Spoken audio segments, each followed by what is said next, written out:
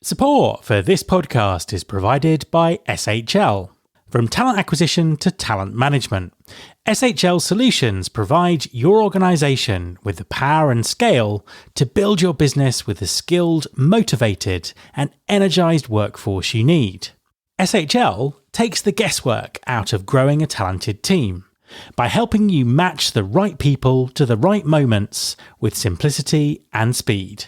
They equip recruiters and leaders with people insights at an organisation, team and individual level, accelerating growth, decision-making, talent mobility and inspiring an inclusive culture.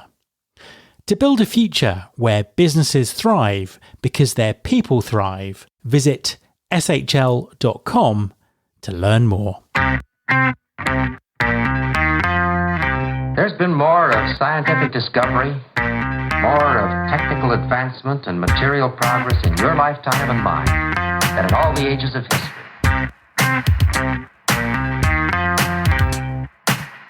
Hi there, this is Matt Alder.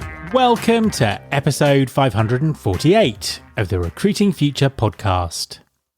We featured several employers on the show with recruiting strategies focusing on hiring people with criminal histories. All of these employers have spoken about the benefits for the people they hire, the benefits they get from reaching new talent pools, and the benefits for society as a whole.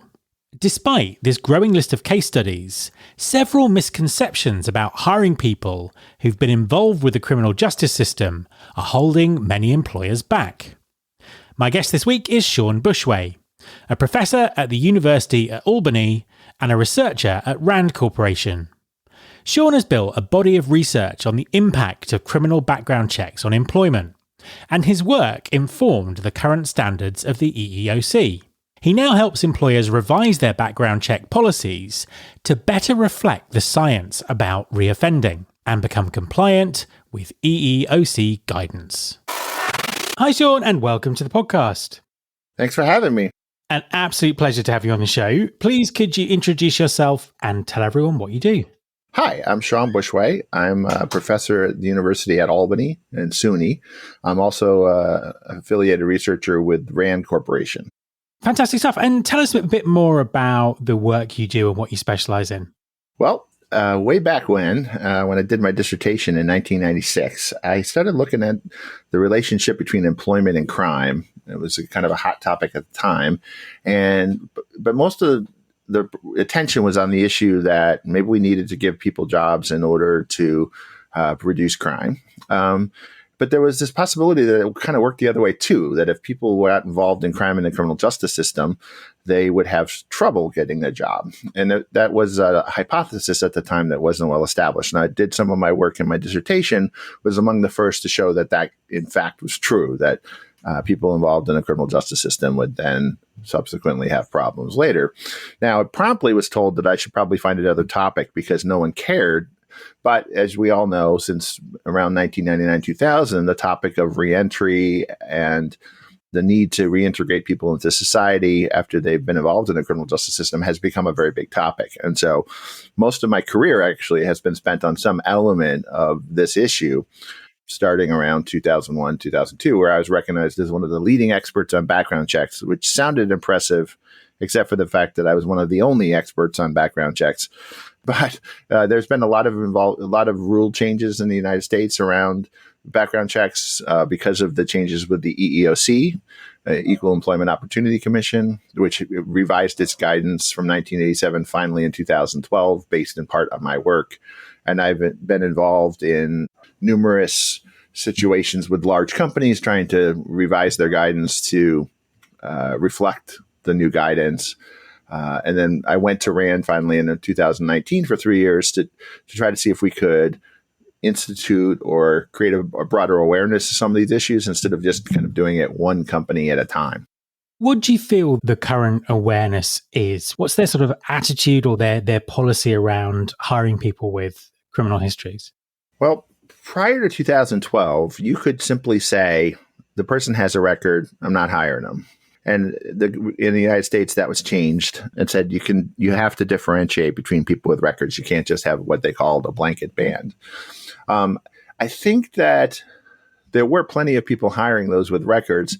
But what happened starting around maybe say 2000 is that the ability to do a background check became a lot easier because of the presence of consumer reporting agencies that worked through the internet and collected criminal histories through the internet. For your U.S. listeners, America has a fairly unique situation in that conviction and even arrest records are public. And so it's virtually anyone can find out a conviction record if they would like to, which is obviously a very different situation than in most of the rest of the world. So what happened was the consumer reporting agencies, these groups that would go out and collect and then sell the information to the companies who then were responsible for making the decision, went from a situation where most companies didn't to the current situation where most companies do. So you can no longer just say you have a record, we're not going to hire you, but most companies now do some form of a background check.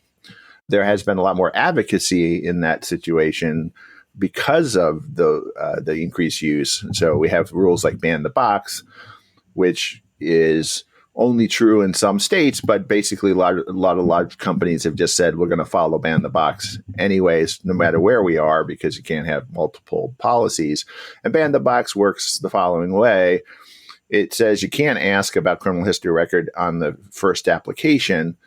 So what happens instead is, but it doesn't say you can't ask. So what it does is you have a situation where people are offered a job contingent on the background check. Then there's a background check.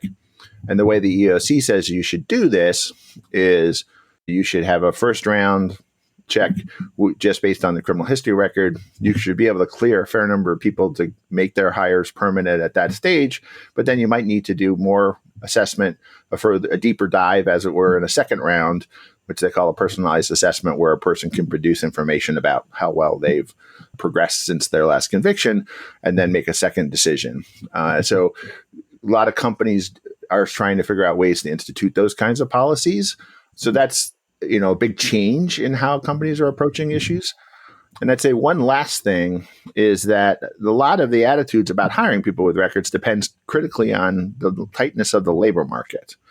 So it's been well established that basically if you queue up people with records and people that are on welfare and people that have long-term unemployment, a number of people with different issues in the labor market, the people with records are at the back of the queue. Harry Holzer is the leading researcher in that space, and he's demonstrated that very clearly. And everybody that studies that finds that. But the key is when you have a tight labor market like we do currently, you get to the back of the queue. So we did research in 2017-18 time period, data from that period, and showed that 46% of the unemployed men, and in this case, unemployed means actively looking for work, had an adult conviction. So that's not going to be true during the Great Recession, right? During the Great Recession, it's going to be much lower. But during a tight labor market, like during that time period, the people that are left are the people with records. And so employers start to try to figure out ways to hire them because they need workers. And that puts us in the situation we are currently, where if we can figure out how to hire more people, you get with records, you kind of get a win-win-win, right? Which is a phrase used on this podcast before, which is employers get workers that they need. People who have records get jobs they want because a significant proportion of them are looking for work. And we as a society benefit because there's been evidence to show that people that are actively looking for work with records, if they are hired and then fired because of the ban the box situation, they will then be much more likely to reoffend. Absolutely. Yeah, that makes perfect sense. Let's dive into it a little bit deeper, because there are some real complications around this in terms of a lot of misconceptions that people have around background checks and hiring people with criminal backgrounds. Talk us through some of the common misconceptions you see amongst employers when they're sort of looking into this area. So there's two big ones, and I wouldn't say it's just employers, it's pretty much everybody. And the first one is there's a common set of statistics that come out of the United States, but it's not just the US, that say that most people with a record who have a conviction or have been released from prison are going to reoffend. And so oftentimes in this space, you'll hear, wow, 60% of the people are going to get reconvicted. They better get a job or they're going to stay, they're going to continue active in crime. And that's actually not right. And the reason is, it's a little subtle, but it's also really important, is that when we're having this conversation, the thing that employers want to know is, if I go out and hire someone who has a record, what is the probability that they're going to reoffend while they're working for me? Okay. So the sample that they're interested in is everyone with a record. Well, the statistics that we use in this context to talk about it aren't everybody with a record. They're everybody that's been convicted last year or everybody that's been released from prison last year.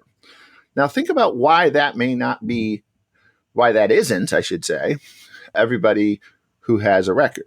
Think about a 10-year time period, right? So there are going to be some people that get convicted 10 times during that 10-year time period. There are other people that are going to be convicted once. If I only grab 1 year of conviction records, what am I going to find? Well, I'm much more likely to get the people that offend a lot than the people that only offended once. In other words, the samples that we use to talk about this are filled of people that reoffend a lot. In other words, frequent flyers or people that are frequent offenders, which is a small subset of the population. And if you want to get the right statistic for this particular problem, you want to think about everyone who's ever had a conviction. And so I'll give you an example of why this matters.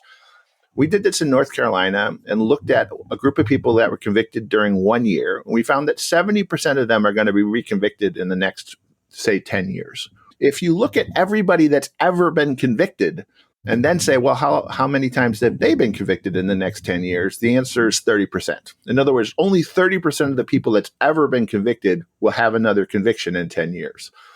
And the reason is that because some people get convicted a lot. That's kind of a fact that you can kind of keep in your mind, that 5% of all people who get arrested, 5% of all people who get arrested contribute 50% of all arrests. It's been known since the 60s. So there's a few people that do a lot. Well, those aren't the people that are applying for jobs and trying to get work. The people that are applying for jobs and trying to get work are much more likely to be the people who haven't been convicted much. And so the actual recidivism rates are much lower for the population of people that employers want to hire. And as a result, there's a lot of people out there that could be hired who aren't being hired, who would be perfectly good risk. In other words, they're not going to be any higher risk than the people without a record, and they're going to make good employees. And so we're in a current situation where even if we don't make more people not offend, we could just work with the people that are out there that would be good risk if we could only identify who they are. And the starting point to that is don't overestimate their level of risk, because the actual level of risk posed by most people is quite low. I think that's interesting. It's such a classic case where statistics and data can be so misleading. What you mentioned there was another big misconception. Talk us through that. Another way to think about the misleadingness of that statistic is to remember the following thing. It's an easy one to keep in your mind. I estimate that 30% of American men, at least one adult conviction, forget about what they did as kids, by the time they're 35. Now, do you think, honestly, all of those people are active offenders? Because the crime rate would be something like 20 times higher than it is if it's true, right? So crime is essentially young man's game. Most people who offend do it in their early 20s, and then they stop, right? So the reality is the vast majority of people stop. And you kind of know this once you realize that 30% of American men are going to have a conviction record. And so the goal is to identify the people who have stopped. Now, how do you do that? Well, the thing that people do a lot is they focus on the crime type. They say, oh, okay, I have a job as a cashier. Well, I shouldn't hire anybody that's been involved in money crimes. Okay, but maybe if it's violent, it's okay. People typically don't say that, but let's just, the idea being that they look for an alignment between the crime type and the job. In fact, those are the two of the three things that the EEOC said you could look at for years and years and years. They're called the green factors. And they said you could look at type of crime, type of job, and time since last conviction. Well, the problem here is that most people who commit crime don't specialize. They're generalists. So knowing something about what they did before doesn't really help you tell what they're going to do next. There are two big things that drive predictions in any risk tool used in the criminal justice system. It's age and the number of prior convictions. And once you control for age and the number of prior convictions, type of crime actually doesn't predict anything. People don't specialize. And so one of the big problems is we have a system driven by type of crime, yet it isn't actually predicting the thing that the government says you should be you are allowed to try to avoid. And so, if you want to predict risk, you want to focus on age at the time of the last conviction, which is allowed, the number of priors, and the time since last conviction or release from prison, not type of crime. Now, a reasonable question, Matt, is to say, well, why do we think it's type of crime? And it's a well-established psychological phenomenon called hindsight bias, right? You say, oh, okay. Suppose that I walked onto the job and I punched someone in the head and knocked them out. And you then looked at my record and said, oh, he had a violent crime. I should have known that he was going to be violent. Well, the problem with that is that just go back to the statistic I started with, which is there are a lot of people that committed crimes and never commit another crime. Well, you don't get to see those people, right? In other words, you only get to see the people that had one before. And it turns out, but when you're trying to do prediction, you got to look at everybody that ever had a violent crime and then ask how many of them had another one. And the answer is not very many. And so hindsight bias is a source of bias where you overestimate the predictability of an event. And so it's a real problem that leads to things like negligent hiring lawsuits and other things.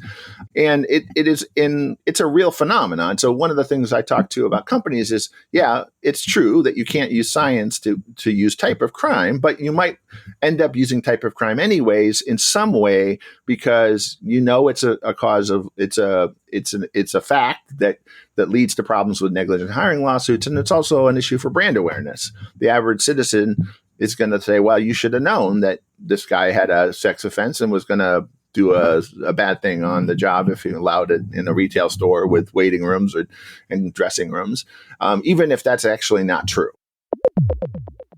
A quick message from our sponsor, Winolo. Hi everyone, I want to tell you about Winolo. That's Winolo. Winolo stands for Work Now Locally. Winolo enables businesses to find quality workers for on-demand, seasonal, short-term and long-term work. Ditch the bulky paperwork and interview process and use Winolo to find quality workers fast and get work done even faster. With flexible workers and no platform fees, you can save on operating costs, meet demand and maximise earnings with ease. Winolo is available in over 100 markets, including Chicago, Dallas, Atlanta, New York, and Seattle. Get workers who are ready to work and spend less time finding them with Winolo. Go to www.winolo.com/pod. That's www.winolo.com/pod and take the stress out of finding workers. So, what advice do you give to employers? How can they make a factually informed decision around all of this in terms of, future behavior and making the right decisions about hiring? If we go back to how I talked about the new framework for background checks.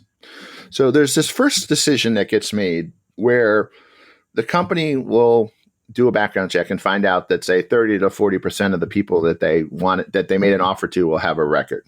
And the goal there is to identify people for whom you don't have to do any further background checking. You can just hire them, right? In other words, you don't have to ask them about what they've done since last. You don't have to do anything. You pretty much know that they're low risk. And that situation is different than what we're used to thinking about in a prediction exercise, because we're actually predicting low offending, not high offending. It's actually really hard to predict high-risk offenders. It's a rare group.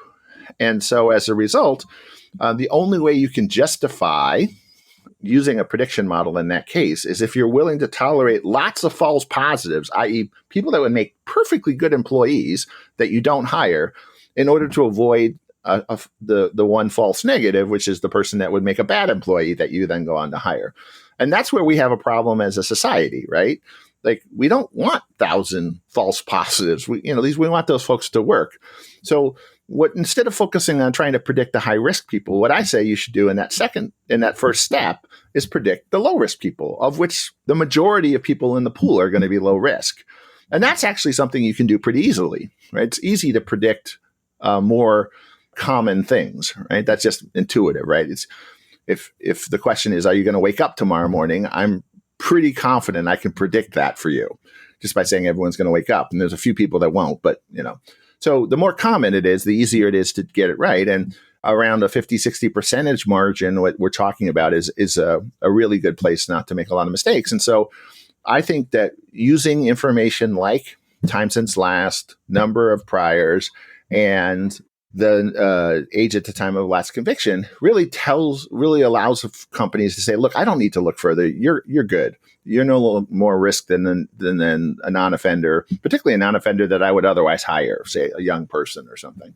So that's the first step. And the second thing is, when you get to the second stage and you see someone who just came out of prison, you can actually believe your own eyes.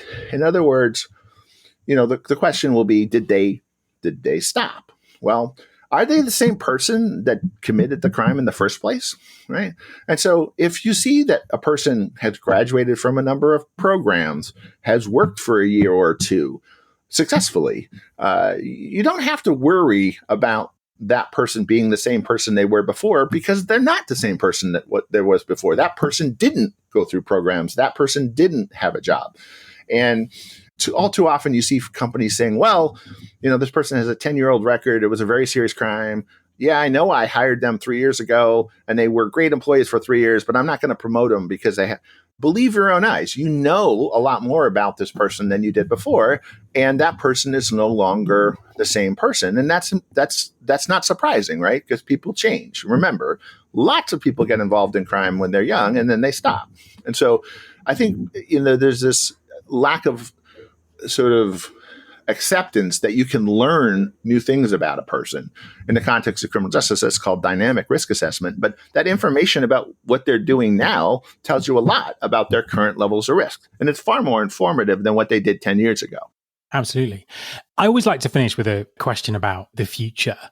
And in this context, there's obviously a huge amount of misconception out there and also missed opportunity for people looking for jobs and for employers and for society as a whole. So how do we drive change at scale here? How do we get that kind of win-win-win? Is there a role for government? Is it incentives? Is it better education for employers? Is it all of those? How do we drive the change? So we've been thinking about that a lot. Some of these facts have been known for a long time, but they don't seem to be integrated into the way we do standard practice. And so a couple of things that we've thought about is, the first is to recognize that there are a lot of people that are in fact what we call desisters. They have stopped. And the goal there is just identify who they are. You don't need to make them desist. You don't need to do anything except figure out who they are, right? And there we can use better information, better practice in terms of actually translating the information you get into a decision. So that's, the decision rules used by the companies and things like that. And not rely so much on type of crime or other factors that don't matter. The second thing is, there are going to be some people that are on the margin here. And the win-win-win, remember, is that if we hire people, there's going to be less crime. Okay. But the employer doesn't capture that, right? That's why it's called a positive externality, meaning that the employer doesn't get all of the benefits. Society gets some of it. Well, if society gets some of it, we can share some of it back to employers to encourage them to hire more people, because in a situation like that, they're going to hire fewer people than society would like them to. And so there are incentive programs that the government could run, like work opportunity tax credit in the United States or the federal bonding program in the United States that are currently in existence but not used much. And some of the reason why they may not be used much is because they're inconsistent with ban the box. So we've created a new policy to try to hire people with records, but it is inconsistent with the incentives that we then provide employers. So trying to find ways to make those incentives more practical, more usable, would be part of the game for getting that win-win-win. And we can get a win-win just by making better decisions about the people who have records, many of whom are at very low risk for actually committing another crime and would make perfectly wonderful employees. Shawn, thank you very much for talking to me. You're welcome. Thanks so much for having me. My thanks to Shawn. You can subscribe to this podcast in Apple Podcasts, on Spotify, or via your podcasting app of choice. Please also follow the show on Instagram. You can find us by searching for Recruiting Future. You can search all the past episodes at recruitingfuture.com. On that site, you can also subscribe to our monthly newsletter, Recruiting Future Feast, and get the inside track about everything that's coming up on the show. Thanks very much for listening. I'll be back next time, and I hope you'll join me.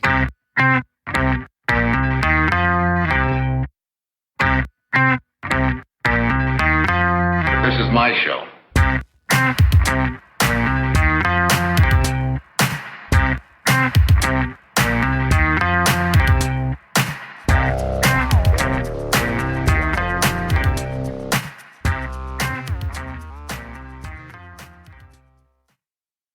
Welcome to Don't Retire, Graduate, the podcast that asks you what you want to be when you grow up so you can graduate into retirement with a purpose and a passion, whether you're 25, 85, or any age in between. Gain actionable financial and mindset tips from your favorite authors, podcasters, and influencers to help you reach that exciting next chapter. Listen now and start building your path to financial freedom and reframing what retirement can mean to you. This is your host, Eric Brotman, reminding you, don't retire, graduate.